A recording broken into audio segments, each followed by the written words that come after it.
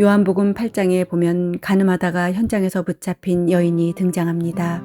등장하다기보단 바리새인들이 예수님을 궁지에 몰아넣기 위해서 그 여인을 끌고 온 것입니다. 그리고 모세의 율법에 따라서 돌로 쳐 죽일 것을 요청합니다. 그 이유는 모세의 율법을 빌미로 해서 예수님을 처형하고자 함입니다. 그러나 예수님은 그들의 마음을 꿰뚫어 보시고 너희 중에 죄 없는 자가 먼저 돌로 치라고 하십니다. 그러나 그들은 자신들이 들었던 돌을 던지지 못하고 그 자리를 떠나 버립니다. 그리고 그 자리에는 예수님과 가늠하다가 현장에서 잡혀온 여인만이 남게 됩니다.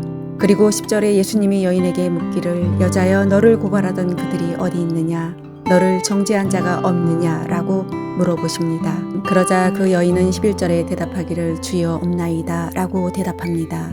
그러나 예수님께서 그 여인에게 말씀하시기를 나도 너를 정죄하지 아니하노니 가서 다시는 죄를 범하지 말라라고 말씀하십니다. 그리고 이어서 12절에 예수님께서 말씀하시기를 나는 세상의 빛이니 나를 따르는 자는 어둠에 다니지 아니하고 생명의 빛을 얻으리라 라고 말씀하십니다. 국가는 어둠에 속한 조직입니다. 그러므로 그 어둠에 속한 국가의 진정한 빛을 늘 비춰야 하는 책임이 교회에 있는 것입니다. 교회가 한시라도 빛을 국가에 비추지 아니한다면 국가는 쉽게 망가져 버리는 것입니다. 그러나 작금의 현실은 교회가 국가의 빛을 비추지 못하고 있습니다. 아니 이미 빛을 잃어버린 지 오래되었습니다. 다시 말하면 절대 주권자이신 하나님께서는 세상을 다스릴 때 국가라는 기관과 교회라는 기관으로 세상을 통치하십니다. 그리고 그 통치의 방식은 서로가 상반되어 있습니다.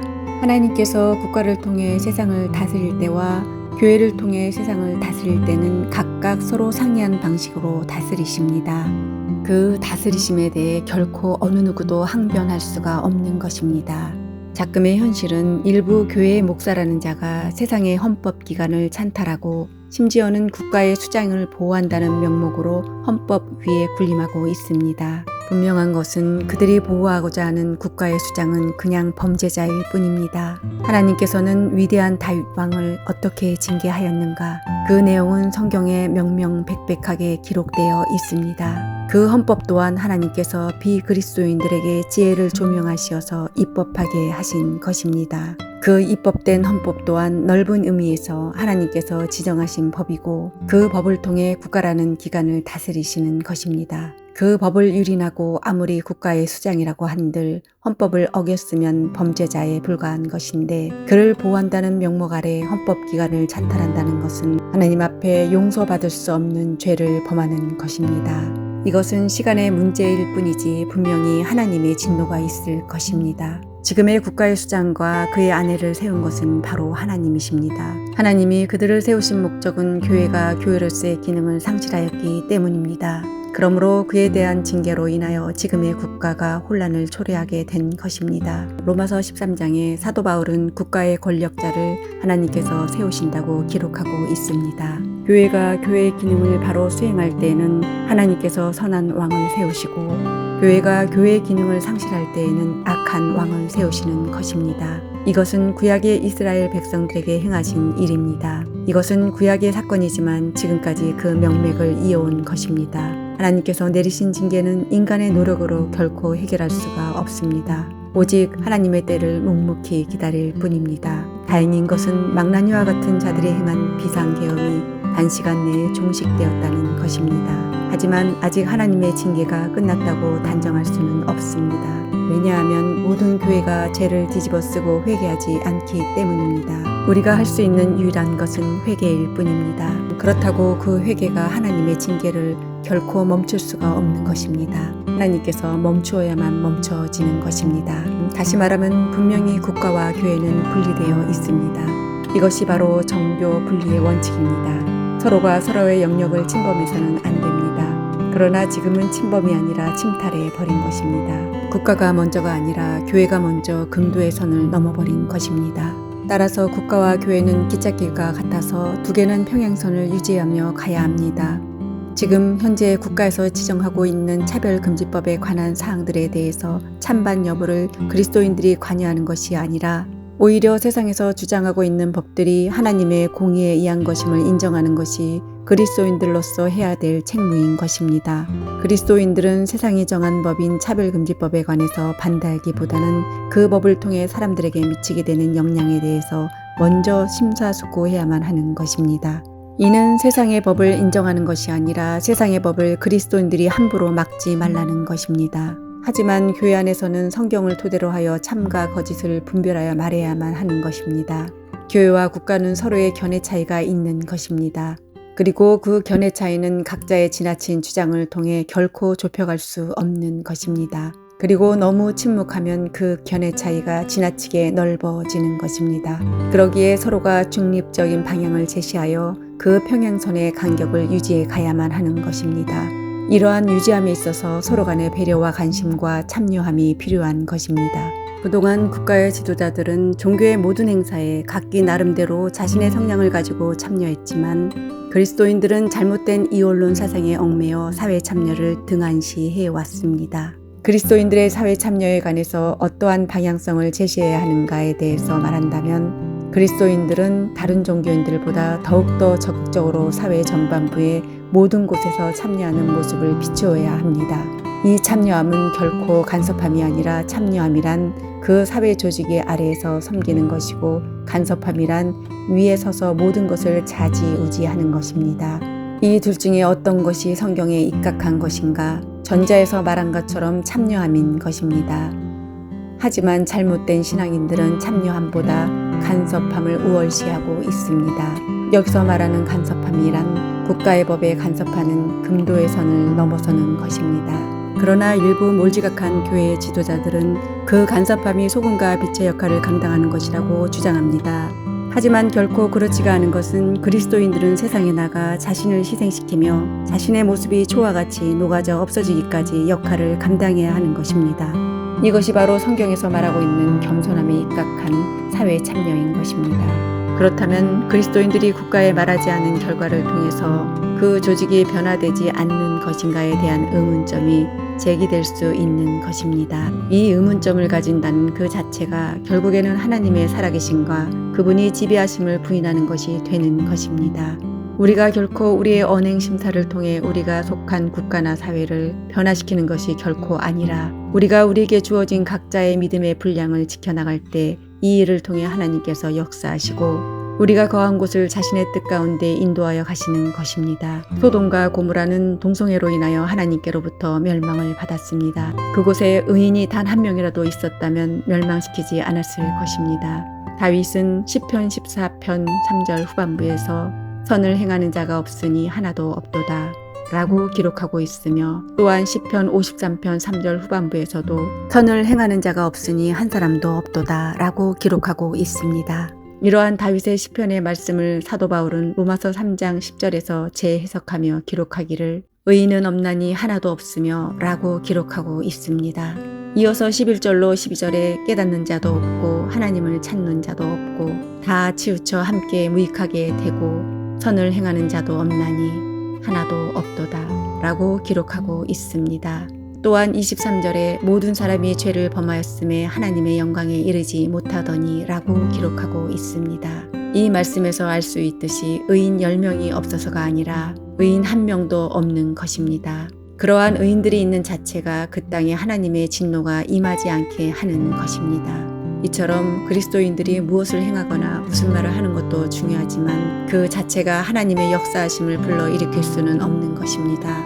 하지만 안타깝게도 한국교회는 온통 잘못된 인본주의와 실용주의와 합리주의에 사로잡혀 하나님께서 그리스도인들에게 무엇인가를 요구한다고 가리키며 그것을 가르칠 때 그럴싸하게 사명이라는 말로 포장시키고 있습니다. 하지만 이 사명이라는 용어는 구약적인 표현으로서 지금 시대에는 사용하기에 너무나도 많은 무리함이 뒤따르게 되는 것입니다. 구약의 선지자는 단연코 하나님께로부터 사명을 받았기에 선지자가 하나님이 주신 사명을 소홀히 하거나 등한시하면 하나님께서 그에게 채찍질을 가하는 것입니다. 선지자를 가리켜 하나님의 입이라고 말하는데 그 이유는 하나님께서 인생들에게 말씀을 주실 때 그와 같은 인생인 선지자 입을 통해 주신다는 것입니다. 그 이유는 거룩하신 하나님께서 죄인된 인간을 직접 대면하거나 말하시면 그 인생들이 죽을 수도 있기 때문에 같은 성정을 가진 선지자를 세우신 것입니다. 그러기에 이러한 선지자가 유일하게 하나님과 인간 사이의 매개체 역할을 감당하는 것입니다.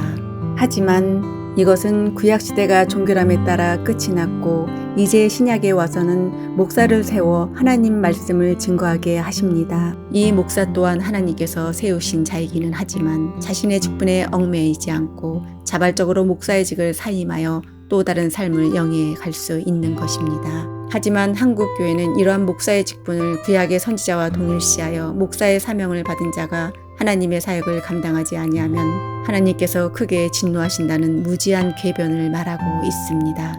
안타깝게도 대부분의 목사들은 이러한 말에 두려움을 느낀 나머지 도저히 자신 스스로도 자신이 목사로서의 삶을 살아갈 수 없는 것을 분명히 알고 있음에도 불구하고 억지로 그 목사직을 연명해 가고 있는 것이 지금 한국 교회의 현실입니다. 목사들은 하나님의 일을 행한다는 미명 아래 가정의 경제적인 것들을 책임지지 않는 경우도 적지 않게 있는 것이 현실입니다. 하지만 목사는 어느 누구보다도 자신들에게 주어진 가정과 가족의 삶을 책임질 필요성이 있는 것입니다. 사도 바울은 목회자들에게 권면하기 위해서 목회 서신을 기록하였는데 이 목회 서신은 목회자인 디모데와 디도에게 기록한 것입니다. 그래서 디모데 전서와 후서 그리고 디도서가 바로 목회 서신인 것입니다. 사도 바울은 디모데에게 목회자의 자격을 말하면서 디모데 전서 5장 8절 말씀에 누구든지 자기 친족 특히 자기 가족을 돌보지 아니하면 믿음을 배반한 자요 불신자보다 더 악한 자니라 라고 기록하고 있습니다. 이 말씀은 앞서 살펴본 바와 같이 일반 성도들에게 주어진 말씀이 아니라 바로 목회자들에게 주어진 말씀입니다. 그러므로 목회자가 목회의 일을 너무 가중하게 행함을 통해서 가족을 돌보지 않은 것은 불신자보다 더 악한 행위이며 멸망을 자초하는 일이라는 것입니다. 하지만 한국 교회는 목회자들에게 지나치게 목회자들에게 교회를 향한 목회만을 강조해 왔습니다. 이는 하나님의 말씀을 전면적으로 부정하는 말입니다. 다시 말하면 사도 바울은 목회자가 목회에만 전념한 나머지 가족을 돌보지 않는 것은 바른 목회가 아니며 더 나아가서 불신자보다 더 악하다고 표명하고 있는 것입니다. 이렇게 일부 교회의 지도자들로 하여금 교회는 교회로서의 기능을 상실한 지 이미 오래되었고 말씀을 제대로 알지 못하는 자들이 목사라는 직분을 가지고 자기 생각대로 교회를 운영해 가기에 그 교회는 성경에서 심각하게 벗어날 수밖에 없는 것입니다.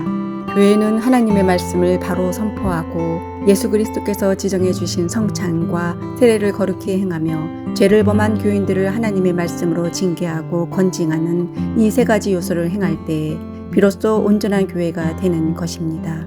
이 세 가지가 교회를 교회답게 하는 것이며 이 세 가지 외에 다른 것을 행한다면 그 교회는 이방 종교와 다를 바가 전혀 없는 것입니다. 이처럼 교회는 교회로서 행해야 될 규칙이 있는 것처럼 세상 국가는 국가대로 수행해야 할 법도가 있는 것입니다. 교회에는 사법권을 행사할 수 없기에 범죄자를 취급할 수 없으며 그러한 것을 국가가 행하는 것입니다.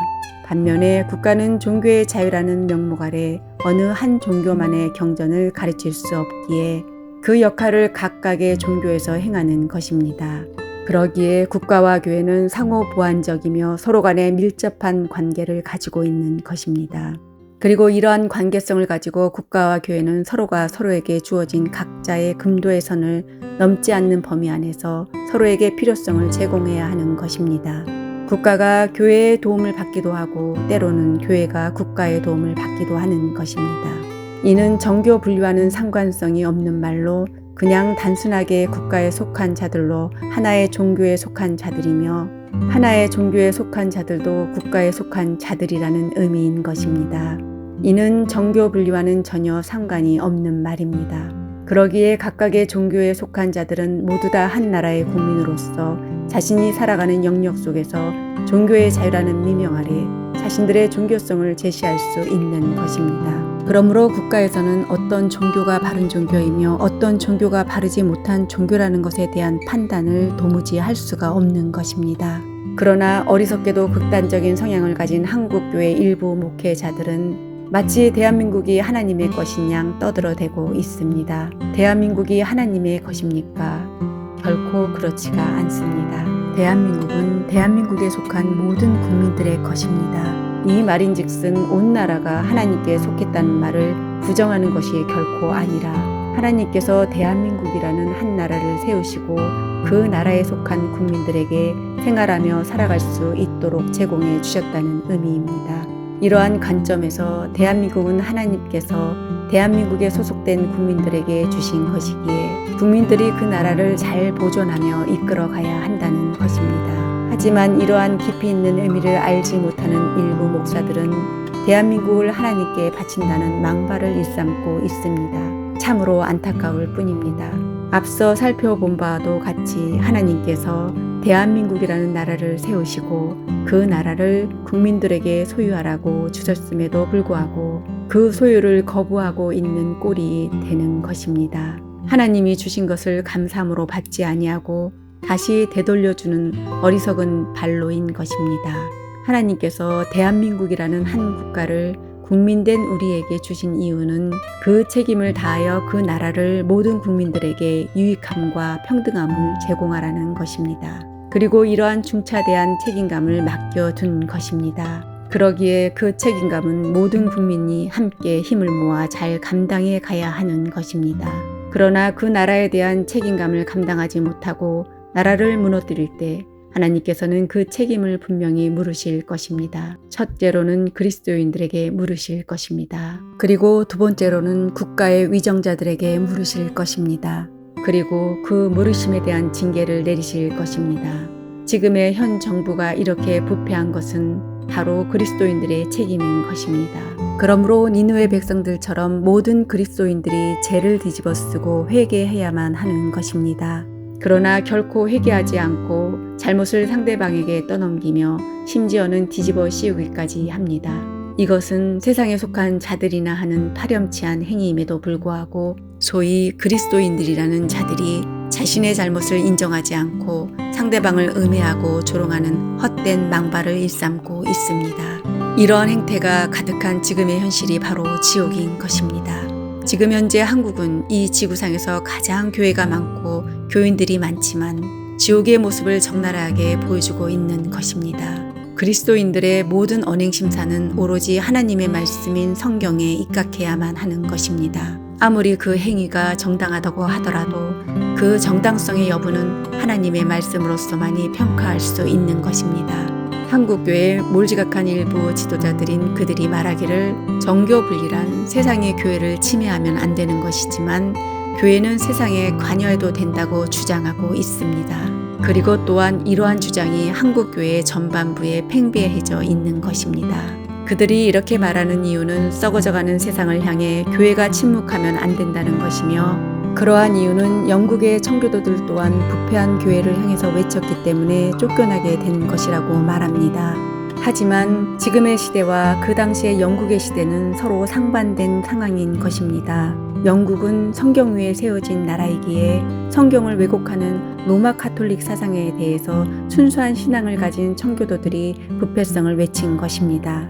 그리고 그들의 외침이 지극히 당연한 것입니다. 하지만 지금의 우리나라의 현실은 영국처럼 국교가 따로 정해져 있지 않은 오합지졸의 상태이기에 어떤 종교가 나서서 국가의 부패를 지나치게 주장한다는 것은 어불성설에 불과한 것입니다. 그럼에도 불구하고 그들은 우리도 영국의 청교도들처럼 국가를 향해 외쳐야 된다는 것입니다. 그렇다면 우리가 청교도들인가? 결코 그렇지가 않습니다. 그들이 말하는 청교도들의 시대는 역사 속으로 사라지게 되었습니다. 그러기에 지금에 와서 청교도를 운운한다는 것은 너무나도 무지한 소치인 것입니다. 지금 한국 교회에서 유난히 청교도를 주장하는 목회자들이 있습니다. 그러나 그들이 떠들어대는 것에 대해서 함구할 뿐이지 전혀 관심을 둘 만한 가치가 없는 것입니다. 그리고 그것은 무지한 말들에 불과한 것입니다. 왜냐하면 그 당시 영국은 외쳐야만 할 시대적인 상황 속에 놓여져 있었던 것입니다. 앞서 말한 바와 같이 영국은 성경 위에 세워진 나라이며 우리나라는 유교와 불교 위에 세워진 나라인 것입니다. 그리고 우리나라는 여러 종교가 함께 혼합되어 있는 나라입니다. 그러기에 우리가 살아가고 있는 대한민국은 헌법에 의해서 모든 종교를 인정하고 있으며 종교의 자유라는 미명 아래 포교 활동을 제한하고 있지 않습니다. 그러므로 우리나라를 영국과 같은 시각으로 보면 안 되는 것입니다. 그러나 일부 몰지각한 한국 교회의 지도자들은 무지하게도 영국과 우리나라를 동일시하고 있습니다. 여기에서 그들의 무지하고도 어리석음이 여실히 드러나고 있는 것입니다. 영국의 청교도들은 쫓겨난 것이 아니라 그들 스스로가 신대륙을 발견하기 위해서 찾아 떠난 것입니다. 청교도란 순수한 신앙을 가진 자들이라는 의미입니다. 그동안에 영국에 이러한 청교도들이 머물러 있었기에 소망이 있었던 것입니다. 하지만 청교도들은 더 이상 자신이 사랑하는 조국인 영국이 하나님의 말씀으로 돌아오지 못하는 것을 알고 그들은 어쩔 수 없이 그 땅을 떠나게 된 것입니다. 그리고 그 결과로 말미암아 신대륙을 발견하게 된 것입니다. 이 신대륙이 바로 지금 현재의 미국인 것입니다. 이러한 모든 것은 하나님의 계획하심 속에서 이루어진 것이며 이로 하여금 신대륙인 미국을 발견하게 된 것입니다. 그리고 이러한 일을 이루시기 위해 하나님이 그들을 영국에서 떠나게 하신 것입니다. 영국은 카톨릭 종교가 국가의 정치에 깊숙이 개입하면서 부패되어져 가게 되었고 그 결과로 하여금 하나님께서는 청교도들을 그 땅에서 떠나게 하시고 그 땅을 버리신 것입니다.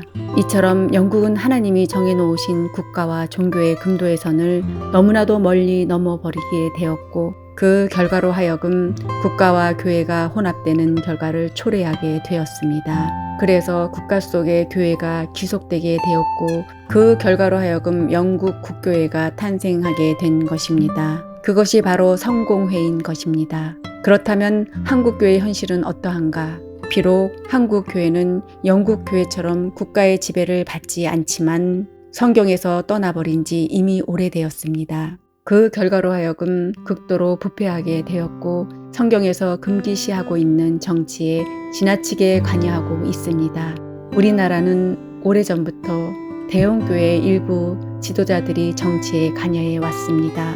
그들은 설교 시간에 성경 말씀을 자신이 유리한 대로 해석하며 아멘을 강요하기도 했습니다. 그리고 그것을 듣는 교인들은 아멘을 외칩니다. 여기서 아멘은 성령 하나님께서 자발적으로 하게 하시는 것이지 목사가 강요해서 하는 것이 결코 아닌 것입니다. 만약에 이처럼 아멘을 강요한다면 성령 하나님을 기만하는 죄악을 범한 것입니다. 목회자들은 강단에서 전하고 선포하기만 하면 되는 것이지 성도들의 신앙을 확인하기 위해 아멘을 강요하면 안 되는 것입니다. 일부 몰지각한 한국교회 목회자들은 하나같이 자신의 권력을 강조하고 있습니다. 교회의 주인은 머리 대신 예수 그리스도이심에도 불구하고 자신들이 교회에서 성도들을 대상으로 왕노릇하고 있는 것입니다. 이러한 왕노릇함은 목사는 하나님이 세운 종이기에 목사의 말에 절대적으로 복종해야 한다는 것입니다. 그리고 하나님께서 자신의 권한을 목사에게 위임해 주었다고 합니다.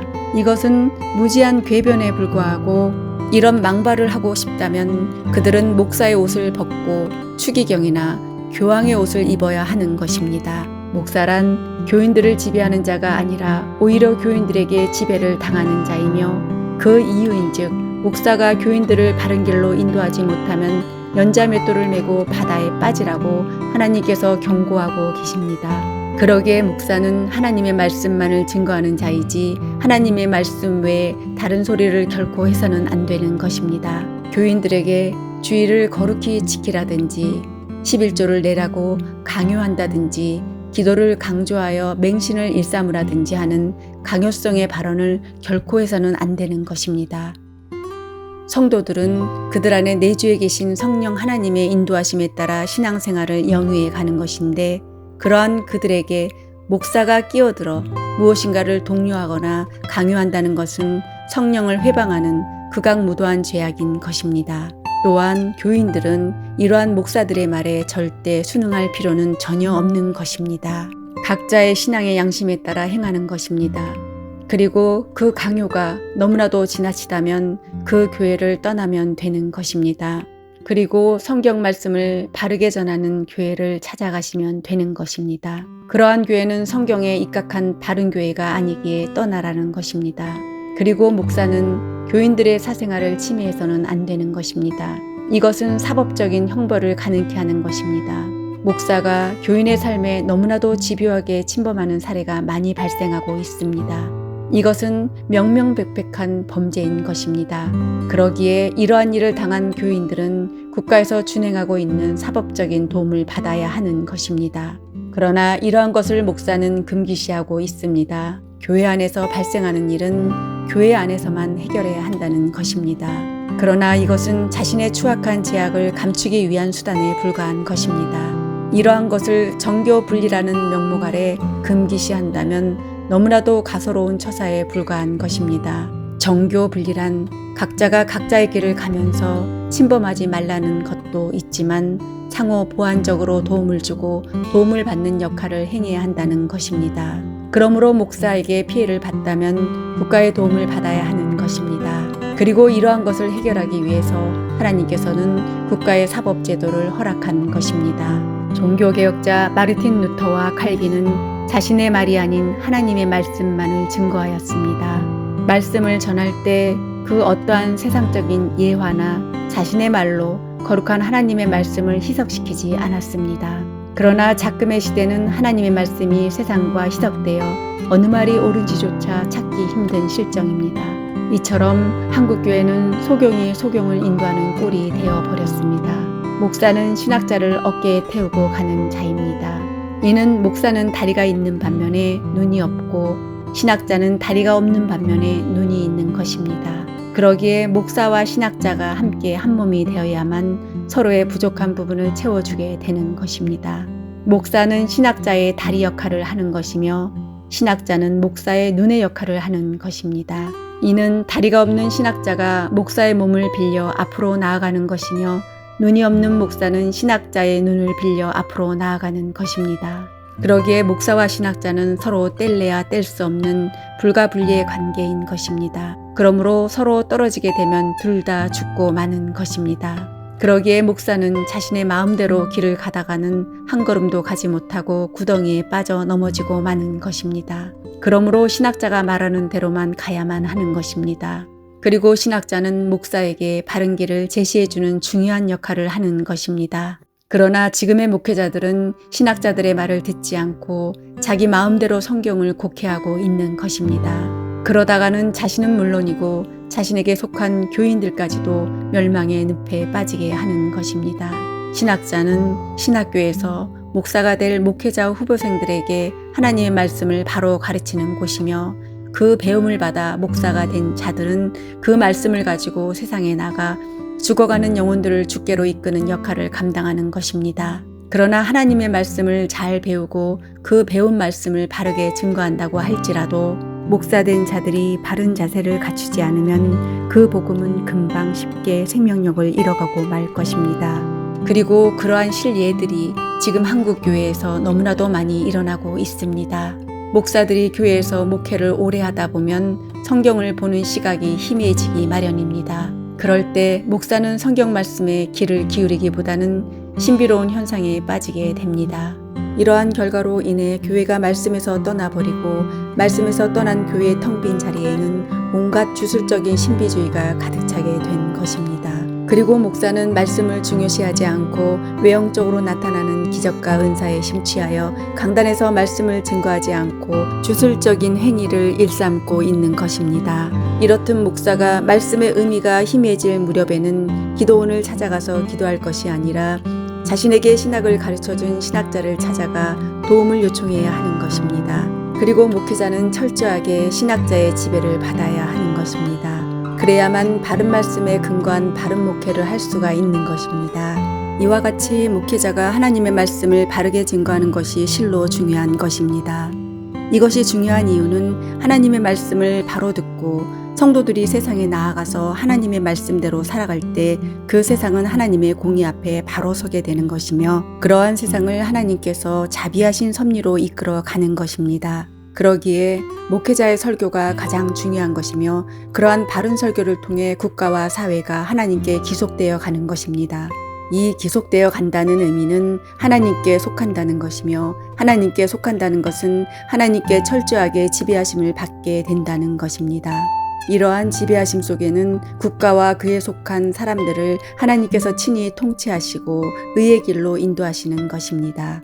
이러한 인도하심은 비단 그리스도인들에게만 국한되어 있는 것이 아니라 세상에 존재하는 모든 자들에게 그 영향력이 미치게 되는 것입니다. 하지만 이러한 중차대한 사실을 망각한 채 일부 몰지각한 한국교회 목회자들은 말하기를 마치 하나님께서는 그리스도 안에 있는 자들에게만 의롭게 역사하시고 하나님께서는 그리스도 밖에 있는 자들을 외면하시고 그들을 간섭하지 아니하신다는 것입니다. 하지만 결코 그렇지가 않은 필연적인 이유는 그리스도 밖에 있는 자들 또한 하나님께서 친히 자신의 형상대로 창조하신 피조물이라는 것입니다. 그러나 마치 그리스도 안에 있는 자들만이 하나님의 형상으로 창조되었다는 제한적인 말이 통용되어 왔다는 것이 안타까운 현실 중의 하나입니다. 하지만 결과적으로 하나님께서는 모든 인간들을 자신의 형상대로 친히 창조하셨습니다. 여기에서 형상이란 인간의 모습이 하나님과 닮았다는 의미가 아닌 것입니다. 다만 하나님께서 인간들의 마음속에 지와 정과 의를 주셨고 이러한 지정의를 통해 하나님의 형상을 그 속에 두셨다는 의미입니다. 이것이 바로 칼빈이 말하고 있는 종교의 씨를 의미하고 있는 것입니다. 이 종교의 씨는 바로 본성의 빛인 것입니다. 이 본성의 빛은 인간이 아무리 죄를 범한들 결코 사라지지 않는 것입니다.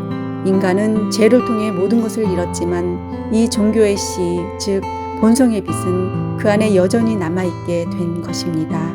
그러므로 하나님께서는 이 남아있는 종교의 씨를 통해 자신의 계시를 듣게 하시고 믿게 하시는 것입니다. 하지만 자유주의나 인본주의를 주장하는 기독교 그룹에서는 이러한 본성의 빛을 부인하는 형태를 고수하고 있습니다. 이러한 하나님의 형상에 관해서 로마 카톨릭에서는 이미지라고 말하고 있습니다. 이 이미지란 의미는 인간이 하나님의 모양 그대로 창조되었다는 것입니다. 하지만 인간은 피조물이기에 결코 창조주와 똑같은 이미지를 가질 수 없는 것입니다. 이처럼 성경에서 말하고자 하는 바를 바로 찾아내어 말씀을 말씀대로 바로 해석하는 것이 하나님께서 신학자들과 그를 통해 양산된 목회자들에게 주신 거룩한 사명이자 사역인 것입니다. 이에 대해서 본인 스스로가 자신감이 없다면 그 자리에서 속히 물러나야만 하는 것입니다. 그래야만이 자신은 물론이고 자신의 말을 듣고 따르는 자들의 영혼을 보존할 수 있는 것입니다.